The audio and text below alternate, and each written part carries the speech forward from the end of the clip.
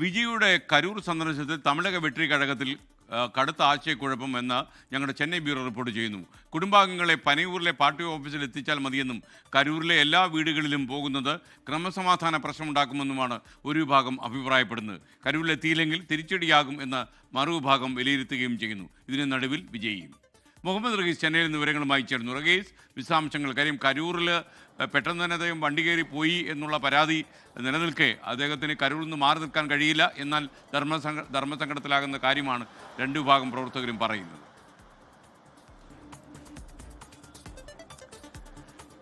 SKN രണ്ട് വിഭാഗത്തിന് നടുവിൽ വിജയ് എന്ന് പറഞ്ഞത് പക്കാണ്. കാരണം കഴിഞ്ഞ കുറച്ച് ദിവസങ്ങളായി കരൂർ അപകടമുണ്ടാക്കിയ ക്ഷീണം, അപകടമുണ്ടാക്കിയ ഒരിക്കലും മായാത്ത മുറിവ് അത് TVKയ്ക്കുണ്ട്. പക്ഷേ ഇപ്പോൾ TVK നേരിടുന്നത് ഈ പാർട്ടി അംഗങ്ങൾക്കുള്ളിലുള്ള ഭിന്നതയാണ്. കാരണം ഏത് വിഷയം വന്നു കഴിഞ്ഞാലും അതിലിപ്പോൾ പാർട്ടിയിൽ രണ്ടഭിപ്രായം ഉണ്ടാവുകയാണ്. ഇതിനെ നടുക്കുനിന്ന് വിജയ്ക്ക് സത്യത്തിൽ അത് മാനേജ് ചെയ്യാൻ കഴിയുന്നില്ല എന്നാണ് ഈ യോഗങ്ങളിൽ പങ്കെടുത്ത പലരും അടക്കം പറയുന്നത്. അപ്പോൾ ഇപ്പോൾ ഉയർന്നിരിക്കുന്നത് വിജയ്ക്ക് കരൂരിലേക്ക് പോകണം. അദ്ദേഹം കരൂരിൽ പോകുമെന്ന് നേരത്തെ അറിയിച്ചിരുന്നു. പക്ഷേ അതിന് മുന്നോടിയായി ഇപ്പോൾ ഈ മരിച്ചവരുടെ കുടുംബങ്ങൾക്കും ഒപ്പം തന്നെ പരിക്കേറ്റവർക്കുമൊക്കെ ധനസഹായം TVK പ്രഖ്യാപിച്ചിരുന്നു. അത് നൽകാൻ വേണ്ടി ബാങ്ക് അക്കൗണ്ടുകളൊക്കെയും അതൊക്കെ ശേഖരിക്കുകയും ചെയ്തു. വിവരങ്ങളൊക്കെ എടുത്തതിന് പിന്നാലെയാണ് വിജയ് കരൂരിലേക്ക് പോകേണ്ട, പനയൂരിലെ വിജയുടെ വീട്ടിലേക്ക് ഈ അംഗങ്ങളെ വിളിച്ചു വരുത്തിയാൽ മതി എന്നൊരു വിഭാഗം പറയുന്നത്.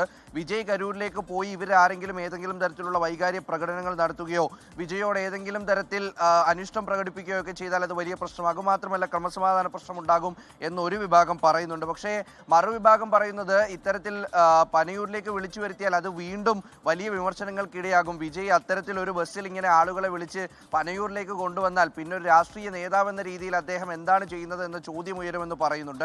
എന്തായാലും ഇതിന് രണ്ടിനിടയിൽ നിന്നും വിജയ് കൃത്യമായിട്ടുള്ള ഒരു തീരുമാനത്തിലേക്ക് എത്തിയിട്ടില്ല.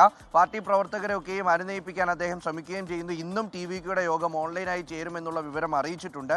അപ്പോൾ അങ്ങനെ TVK വലിയ പ്രതിസന്ധിയിലാണ്. അതിനപ്പുറത്തേക്ക് ഈ അന്വേഷണ സംഘം ഇപ്പോൾ കരൂരിലെത്തി കൂടുതൽ വിവരങ്ങളൊക്കെ തേടുന്നുണ്ട്. ഈ അപകടത്തിൽപ്പെട്ടവരെയും ഒപ്പം തന്നെ മരിച്ചവരുടെ കുടുംബാംഗങ്ങളിൽ നിന്നുമൊക്കെയും പ്രത്യേക അന്വേഷണ സംഘം വിവരം തേടിക്കൊണ്ടിരിക്കുകയാണ്. അന്വേഷണം അങ്ങനെ പുരോഗമിക്കുമ്പോൾ TVK സത്യത്തിൽ ഇപ്പോൾ പ്രതിരോധത്തിലാക്കുന്നത് ഈ അന്വേഷണമോ മറ്റു പാർട്ടികളോ ഒന്നുമല്ല, മറിച്ച് പാർട്ടിക്കുള്ളിലെ ഭിന്നതയാണ്. SKN ലോകത്തെവിടെയായാലും ഏത് സമയത്തും 24 വാർത്തകളും ഓഗ്മെന്റഡ് റിയാലിറ്റി പാക്കേജുകളും എക്സ്പ്ലെയിനറുകളും വിശദമായി കാണാൻ ഞങ്ങളുടെ YouTube ചാനൽ നിങ്ങൾക്ക് സബ്സ്ക്രൈബ് ചെയ്യാം.